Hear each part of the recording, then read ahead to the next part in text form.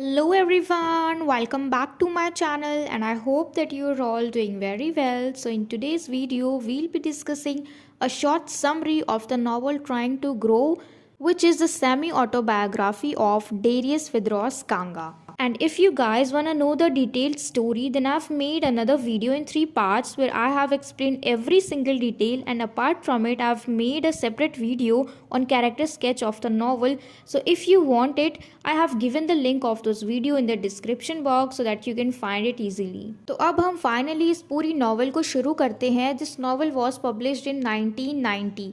ये नॉवल 1990 में पब्लिश हुई थी and it is all about a young boy who is suffering from a disease called osteogenesis perfecta. ये कहानी एक यंग बॉय की है, यानी ये हम कह सकते हैं ये ऑटोबायोग्राफी है. तो ये रियल स्टोरी है किसकी? फिदरौस कांगा की. और उनको ये बीमारी थी, उनको ये डिजीज़ था जिसका नाम है ऑस्टियोजेनेसिस परफेक्टा. इसमें क्या होता है कि this is a group of inherited disorders characterised by fragile bones that break easily. ठीक है, तो ये एक तरीके से हम कह सकते हैं इनहेरिटेड डिसऑर्डर्स होते हैं. ठीक है, यानी ये बीमारी जो है उसने अपने ही किसी फैमिली मेम्बर से इनहेरिट की होगी. और इसमें क्या होता है कि जो भी बोन्स है, जो भी हड्डियां हैं, वो फ्रजाइल हो जाती हैं, बहुत कमज़ोर हो जाती हैं, वीक हो जाती हैं और आसानी से टूट सकती हैं. ठीक है, तो इसको हम कहते हैं ऑस्टियोजेनेसिस परफेक्टा.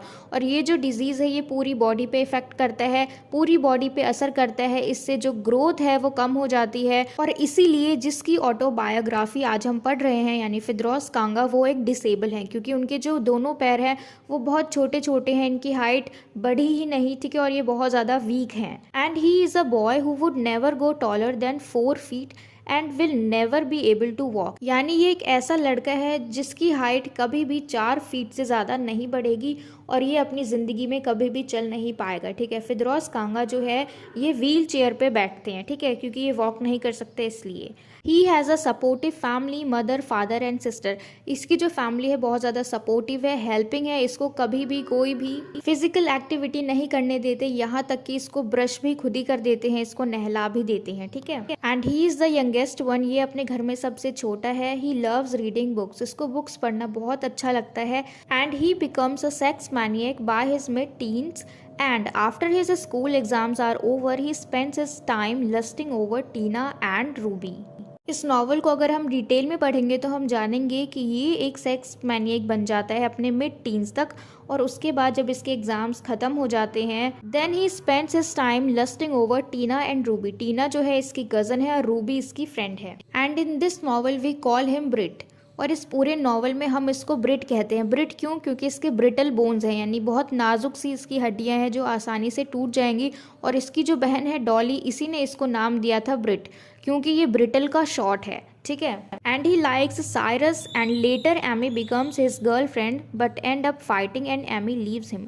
अब देखो, शुरू में तो इसको साइरस पसंद होता है लेकिन बाद में इसकी गर्लफ्रेंड बन जाती है एमी. ठीक है, और फिर इन दोनों की लड़ाई हो जाती है और एमी इसको छोड़ के चली जाती है.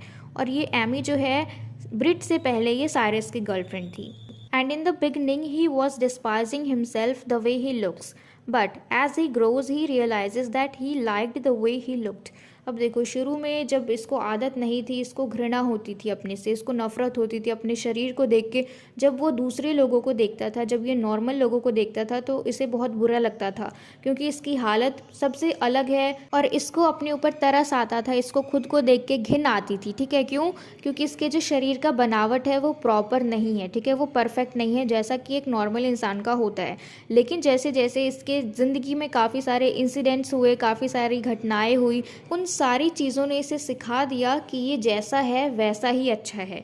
ठीक है, और अब इसको अपना लुक, जिस तरीके से ये दिखता है, वो पसंद है. और अब ये खुद को देख के कभी भी घृणा नहीं करता, खुद से नफरत नहीं करता. तो इसी के साथ हमारी ये नॉवल ख़त्म होती है और मुझे पूरी उम्मीद है कि आपको हर चीज़ क्लियर हो गया हो, हर चीज़ समझ में आ गई हो. And if so then please let me know in the comment box if you like this video and share it with your friends as well so that they can get help from it. And don't forget to subscribe my channel. Until we meet in the next video, keep learning.